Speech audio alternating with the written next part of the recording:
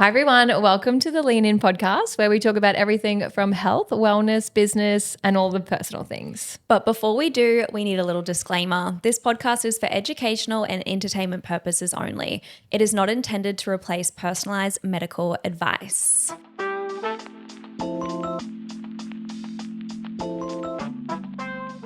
Okay, girlies, today we are talking all about hormones. We are going to be talking about the oral contraceptive pill. We're going to be talking about PMS.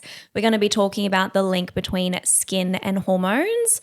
Now, today's episode, we wanted to have a balanced conversation about the pill. I do feel like the pill can really get demonized online. So we just wanted to talk about, I guess, Em's personal experience because she is on the pill, and then also a clinical experience about the process of transitioning off the pill if that is something that you are wanting to do. Yeah. So tell me, Em, tell me about your experience on the oral contraceptive pill.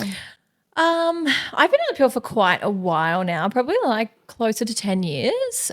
In all honesty, when I first started taking the pill, it coincided with a bit of a psoriasis flare up, and my doctor told me to take the pill and to fix my psoriasis. That is crazy because my brain is thinking psoriasis is not linked to your hormones. So like it is not going to fix your psoriasis. And I was on a really expensive, I think Yasmin it was called. Yep. It was like $70 or $80 at the time. And I was just working a little girl job. I was like, wow, okay, this is going to fix all my problems. And it didn't, because obviously for obvious reasons. But I went on the pill first of all to, I guess, help my skin. Didn't. And I was with a male doctor, just kind of, I had no idea. He had no idea.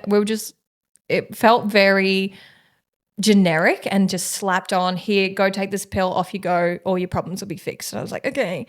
And it didn't, obviously. And it took me a couple of different pills to find the one that really worked for me. I was quite lucky actually. On the Gold Coast I had a male GP and he was quite helpful, and he put me on a low level dose of hormones, which is the Levlin contraceptive pill, and it has been wonderful. I found I don't feel any change in my mood. I still feel all of the different emotions. I do feel still really connected to my body, which I feel is very important when you are choosing contraceptive pills and things like that. It is, you want to make sure that you don't just sort of in this hazy feeling in yourself. So I definitely felt this pill has been great for me personally. I also wanted to be on the pill because I didn't want the anxiety of not knowing when my period was coming and just feeling like I could relax about that side of things. I still use a tracker. So I use the Stardust app and I track my period, which is helpful as well to just understand your cycle. But yeah, I definitely felt I didn't have any kind of education around the pill, and they all give you the side effects and make sure you checking that you don't have blood clotting and it's not leading to cancer. I'm like, oh my God, like, is this a trade-off of not being having a teen pregnancy? I don't know. So I guess there was very little amount of education around it. And just, I guess when I was in my early 20s, women's health, and even still now, it's so heavily understudied and there's so much research that's not been done and understanding of women's bodies, but it just felt very much like, here, have this pill, off you go. Like that Band-Aid approach. Also, just don't talk about it. Don't talk about your bodies. Yeah, which I do feel like the pill has got its place in regards to allowing women to feel more in control of their fertility. But I do feel like for some women it can really work for them or it doesn't work. 100%. Which I feel like for your body it works really well. But some women that have come into the clinic can have quite a lot of side effects or a lot of symptoms on it as well. So I feel as though it's about choosing a form of contraception that works well for you. For me personally, I actually use the fertility awareness method where I'll track my cycle and have got a very good idea about when I'm ovulating. So I'll usually just be a lot more careful around that time. We always say like, oh my God, no teen pregnancies. I'm 33, girl. Oh my gosh, I know. I still feel like I'm 18. No, but you're so right in saying that there is no one method that is going to be right for everyone. I think it's really important to know what works for you. And I've recently started working with a really great female doctor in Mullumbimby down in the Northern Rivers. And because I went in thinking, okay, I need to stop taking this pill. It's terrible for me. It's going to ruin my life. It's going to lead to really severe like could be leading to cancers and things like that. I wanted to get off it, and I told her, I said, I'm on the pill. I know you're going to say it's terrible. She's like, I'm not going to say that. Like, do you find this is happening? She listed a few things. I'm like, no, I feel fine. She's like, well, this works for you. This is good for you because it's working for you, and you need to. And I think she gave me a really good experience, and also yourself. So I remember when I first started seeing you, we talked about the pill, and you asked if I was on it. I said, yeah. And you didn't demonize it. You didn't make me feel like I shouldn't be on it, or you didn't make me feel guilty for being on it. You just said, okay, well, if it's working for you, or if you do feel like down the track you want to come off it, here's how we can support you coming off it. And it definitely made me feel less kind of like, oh, I've got to make all these decisions. And that's another thing with contraception. It's really, once you start something and it does work, you almost have this fear of coming off it because you're like, I finally have got a system that works, and now I have to stop, and then I've got to face all of these things that are going to happen when I stop taking it. Yeah, and I do find a lot of girls that come into the clinic, they have gone on the oral contraceptive pill for their skin, more so for acne rather than psoriasis. So then I feel as though it creates this fear base of not wanting to stop taking the pill because then their acne is going to come back. But there is so much that we can do prep-wise to then help make a nice smooth transition off the oral contraceptive pill as well. So essentially when we are on the pill, it's switching off our body's natural production of hormones. So we're not having that communication between our ovaries and our brain. So it's really nice to do that prep work prior to stopping it, just to gently help to support that communication. So then it's a nice smooth transition off. Just because sometimes in clinic girls will come in and say they've tried to go off the pill in the past and they haven't gotten a period for 9 months, or their skin's gone crazy. So usually if girls are on the oral contraceptive pill for their skin, I always like to do some prep work for their gut before stopping the oral contraceptive pill. So I like to suggest at least 2 months of a gut cleanse before stopping the pill. So then that way we can really target the bacteria, really optimize their gut health. So then that way when they transition off, their sebaceous glands aren't going to go crazy. The bacteria is not going to feed off that oil production, and their skin's not going to purge. I also like to do at least 1 month of prep work for their hormones prior to stopping it as well. What that prep work looks like is usually the balance hormone support that we have for 1 month before stopping the oral contraceptive pill. This just really helps to support the communication between the brain and the ovaries. So then that way we turn back on our ovulation, and we're less inclined to have those mood fluctuations when we transition off the pill as well, because it's almost like a big withdrawal. Because as you can imagine, if your body hasn't needed to make its own hormones for the last 10 years, and then all of a sudden it stops getting that synthetic form, in some cases women can have really dramatic mood changes, or they can have really big changes in their energy or even in their skin. So it's really nice to either work with a practitioner or also order some supplements, so then that way you're supporting your body with that transition. Amazing. That's so interesting to put it into, I guess, a scientific explanation of what's happening, because my understanding is stop taking the pill and your body just goes crazy, and you don't understanding what's actually happening, and hey, I can actually get ahead of this, or I can make this a much better experience. Yeah, and not have the anxiety of stopping the pill, and like almost be excited for it. Like often too, girls will come in and have that appointment and be like, I'm so scared to stop taking the pill. And then by the end of the appointment, they're like, oh my God, I can't wait. Yeah. So I feel as though just having that education around it can be so helpful with the transition. Is there a better time to do it in a particular part of your cycle? Yeah, so I usually like to suggest like once the bleed finishes, then you just don't start taking the active pills again. Okay. Because say, for example, if you were like halfway through your cycle and then you stop, you're obviously then going to start bleeding. Yeah, of course. Yeah. So I usually like to suggest transitioning off. If it's skin and acne, 2 months of prep work on your gut, just really helping to target that bacteria, making sure it's not in your body. Just because when we stop taking the oral contraceptive pill and your hormones switch back on, that's what's going to trigger the oil production in your skin. Yeah. And then once our skin becomes more oily, that's what essentially feeds the bacteria, and then that's what essentially drives a breakout. So it's really nice to do that work targeting the bacteria. So then that way when you stop taking the pill, it's a nice smooth transition. Yeah, totally. And for people who are obviously on contraception for contraception, do you follow a particular app or how do you track your cycle for the best So outcome? I use Flow. I used to use a thermometer where it actually take my temperature every morning, just because when we do ovulate, you actually have a slight temperature rise. So that's how you know that that fertile window is open. You can also get different signs and symptoms with mucus, which is such a yucky word to say. But we actually do get this cervical mucus that essentially acts as like a little slippery slide to help support the sperm up to fertilize the egg. But the body is just like so intelligent. So usually when that cervical mucus is happening, that's when that fertile window is open as well. Yeah. I feel like this will be really helpful for a lot of people. I'm 33 and there's still things I don't know about my body. So it is really so empowering to know more about your body and more about your cycle and just learn more about yourself, I think, is really helpful. I feel like we never learnt it in school. No. Like I was on the oral contraceptive pill when I was in school, and I used to take the morning after pill as well, which is just like psychotic Your body's like, behavior. No, we're learning algorithm instead, babes. Yeah, I'm like, wow, I just feel like we just weren't taught these things. Yeah, so unless you do your own education and research, then it's like really hard to know these things as well. Yeah, exactly.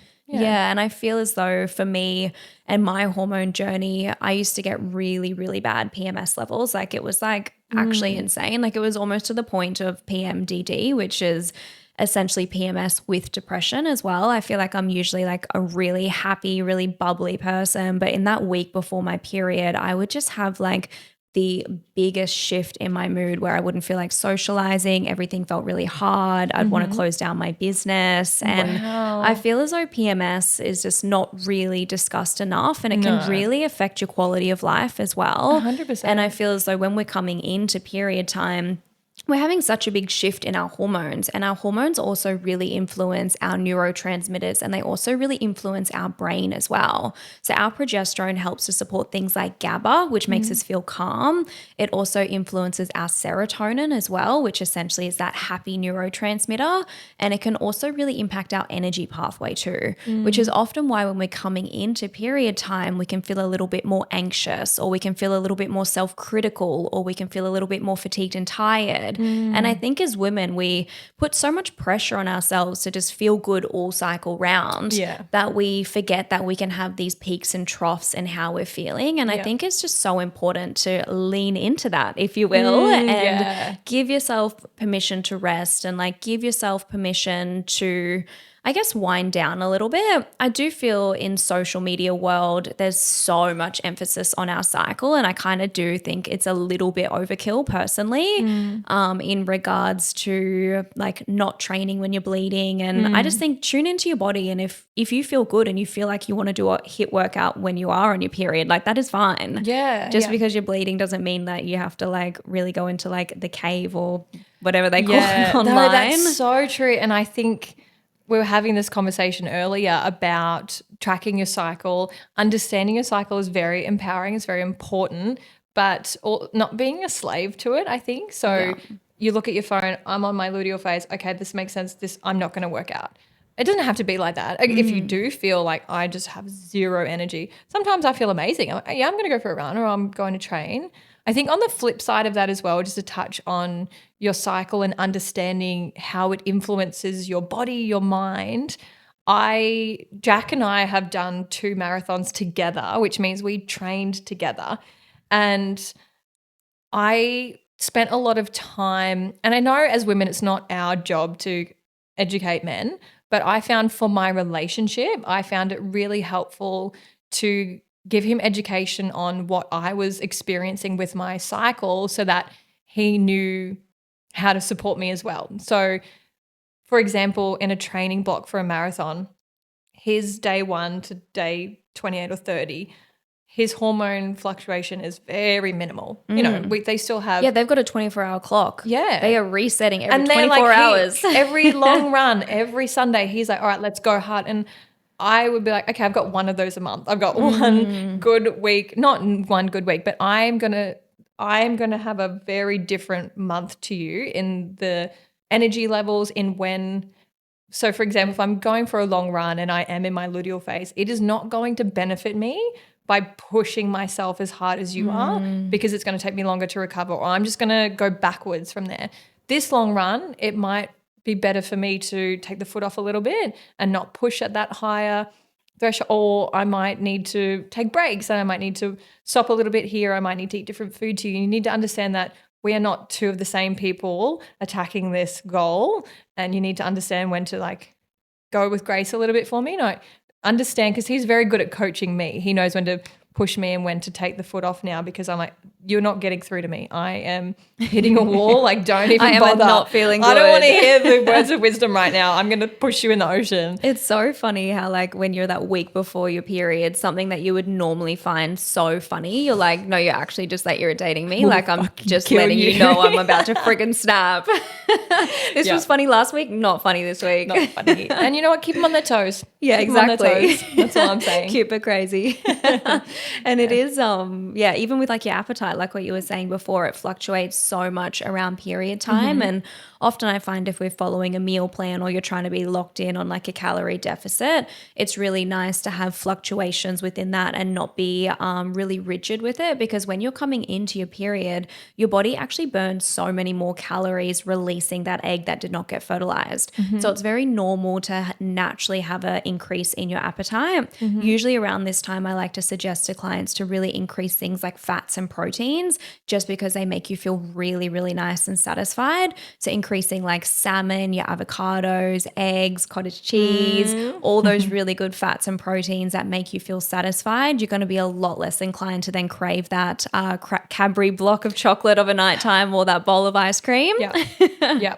And it just goes to show, in the past, the diet culture and fitness industry has really just worked against us. So if you think about, there was always this push of weight loss is linear. You know, each week we'll be in a calorie deficit. You should be losing 1.5 kilograms per week. It doesn't work like that. You need to look at it as a whole, or look at it in a week snapshot. Okay, maybe Monday to Friday or Monday to Thursday in your period cycle, you might be eating more calories and then you can go back down. It's not this constant upward or downward trajectory with your weight loss, if that's your goal, or your fitness increasing. It's not linear. It's going to dip down and it'll come back up, and you need to treat it like that. Calories in, calories out. Exactly. Yeah, because our hormones influence so much as well, and so does cortisol. If your body's in this fight and flight state or that cortisol state, your body's not actually going to be letting go of any of that stubborn weight that you're trying to lose. And then by pushing you further into a calorie deficit, it almost like makes it worse. Yeah. It's often when girls are like, I've been in a calorie deficit for the last 3 months, but I'm actually gaining weight. I just think sometimes we forget about that stress response that can be tied in as well. 100%.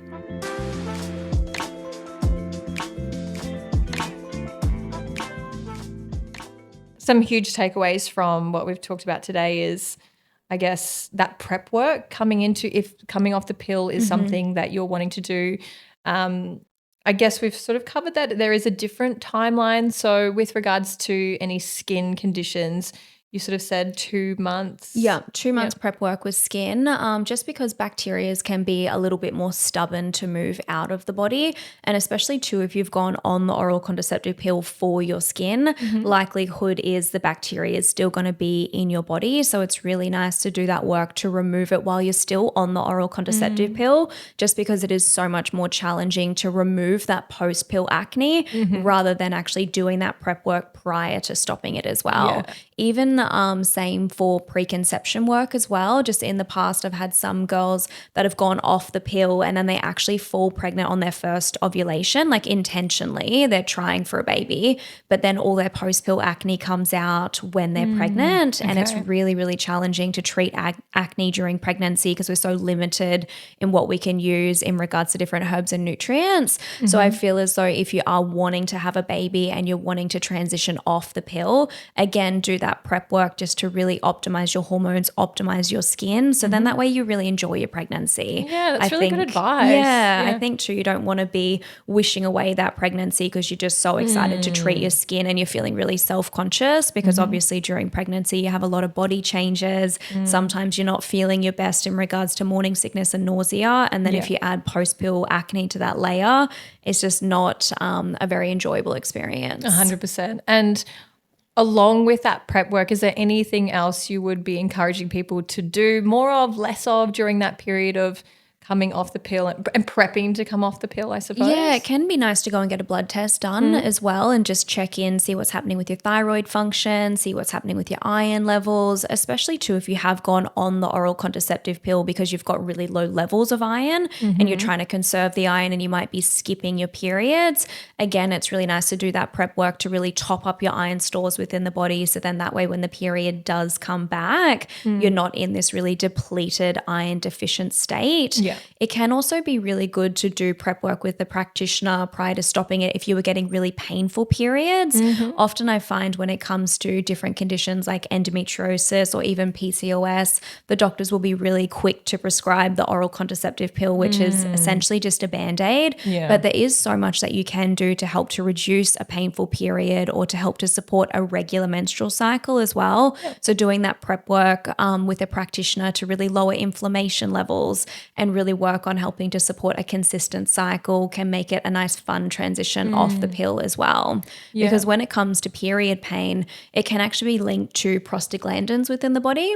So prostaglandins are these little inflammatory markers, and what they do is they bind to smooth muscle. So they essentially can bind into your uterus. When we're coming into period time, your uterus is having to contract to shed that lining and release an egg that's not been fertilized. So if there's no blood flow going into that area because these prostaglandins are essentially blocking it, it can really trigger that pain receptor and make that period really painful, really heavy, and usually quite clotty as well.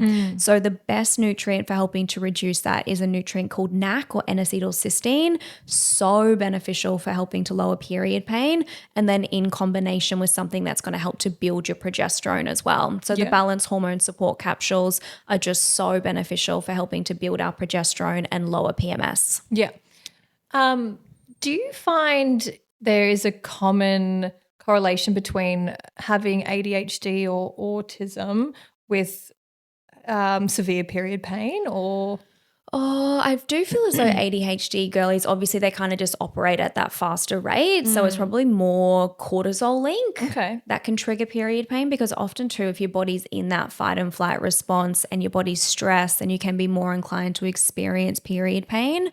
But period pain can be quite common, but it's definitely not normal. Yeah, okay. And there's so much that we can do. Even like acupuncture can be really good for period pain as well to help to reduce it. Yeah. Going and seeing a gynecologist, getting more testing done, whether that's an internal ultrasound and just understanding what's happening within your body. I used to get really, really excruciating period pain and actually found out that I had endometriosis. Right, So okay. endometriosis, you have to have a surgery to get diagnosed, which is quite a, I guess, intense way to have answers as to why you're getting period pain. There are more research coming out about endo, which is really good. They're actually starting to test the menstrual fluid of women that have been diagnosed with endo to see if there's an increased marker of inflammation markers within the menstrual fluid. So hopefully soon that diagnosis process will come out, but currently it's mainly diagnosed through surgical intervention. Yeah. And endometriosis seems to be, I'm not sure if it's seems really common now or if more Yes. people are just finding out they have it because they've probably been so dismissed by their pain, right? And just say, you've got period pain, you've got period pain. Yeah, But well, there's- it's like 1 in 9 women now have got endo, which is just crazy.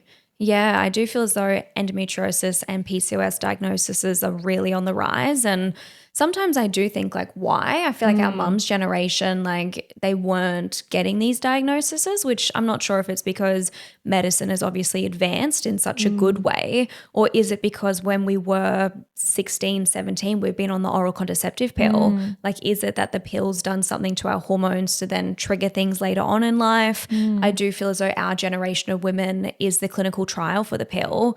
And I feel like that research will come out down the track. Like you never hear of your grandma being on the pill from when she was 15 years old. So interesting, because I was having this conversation the other day. I'm like, I feel like so many people have endo, and is there something going on that we don't know about that's causing so much of this in our bodies? Because there's someone in every group I know that someone has really severe endometriosis. So Yeah, which I do feel as though genetics, lifestyle, even like toxins and things like that can influence it. So I do feel as though there are a few factors, but with endo, there's no real known factor as to why it happens. There's also a really strong correlation to our immune system as well. So we can have immune dysregulation that actually drives the endo growth, which is interesting. So there's correlation towards it being a hormonal condition, an immune condition, and also a genetic condition. Right, okay. I'm hoping because I've got my one autoimmune. I'm like, okay, is that enough? Can I one just and done? Do you have any advice? I know endometriosis is probably quite larger conversation. Hopefully we could talk about it in more detail, but is there any support that you could offer to anyone experiencing endometriosis or anything so I guess they can things do? that I do to manage my endo. So long story short, I've actually had 2 surgeries now. I had my second surgery only 6 months after my first surgery, Right, okay. and I got diagnosed with endo probably about 11 years ago now. So it was a while ago. And when it first came out, there was 2 different methods of removal, which I wasn't very educated on. There's a method called the excision method, and there's another method called ablation. So you want to make sure that you get the excision method. So excision means that they're cutting the endo out, and ablation means that they're burning it away. Now, I almost like to explain this to my clients like weeds. Obviously, if you pull a weed out, so if it's excision, you're pulling it out from the roots. If it's ablation, you're just burning it, that weed's going to grow back. So my endo symptoms came back so quickly that like 6 months later, I actually needed to have another surgery. It's awful because you're just going through, and surgery is so intense on the body as is. Yeah. So I don't want to go through this again. Yeah. And now I'm 11 years post-surgery and my hormones and periods are great. Amazing. So yeah, I personally find my top tips for managing endo is regular acupuncture appointments. So I find acupuncture is really good for my hormones, really good for my stress levels.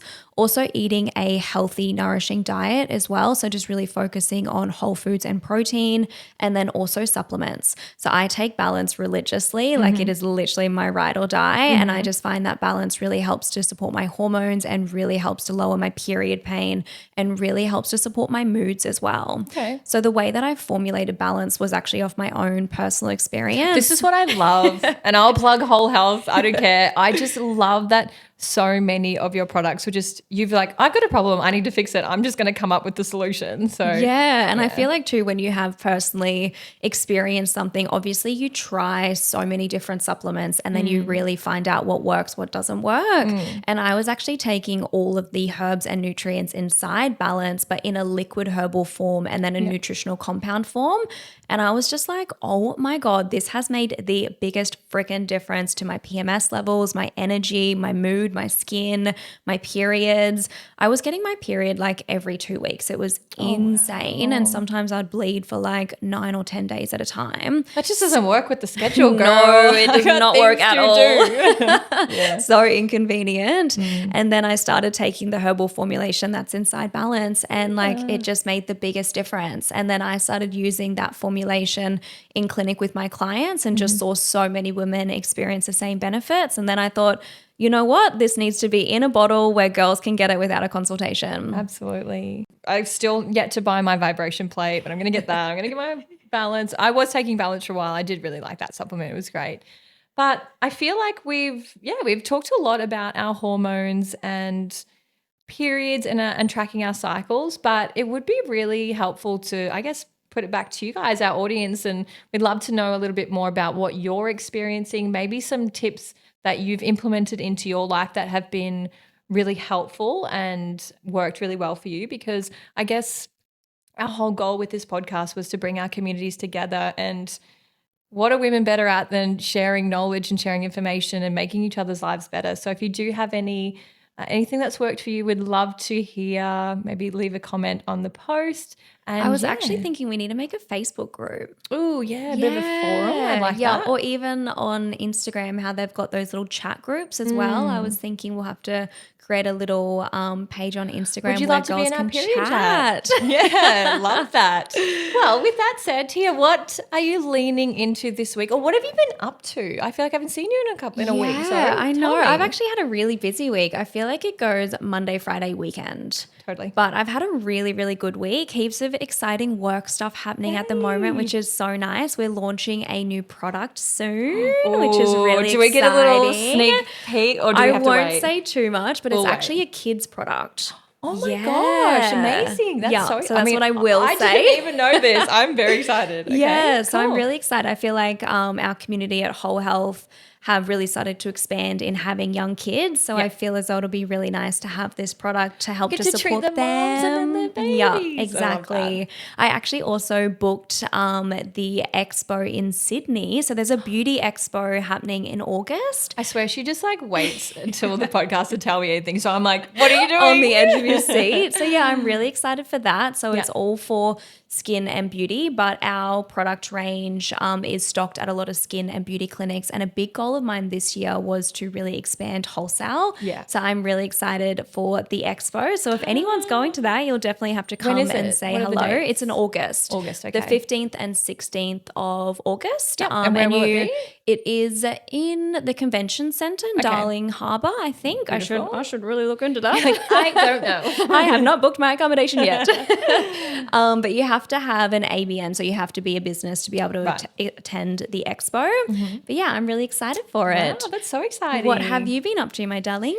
What have I been up to? Work has been very fun the last few weeks. I mean, my job's always fun. I'm sorry, guys. I have the best job. It's so much fun. Work does not feel like work. Work does not feel like work. But now that the rain has stopped, thank God, I think there was about 26 days of rain.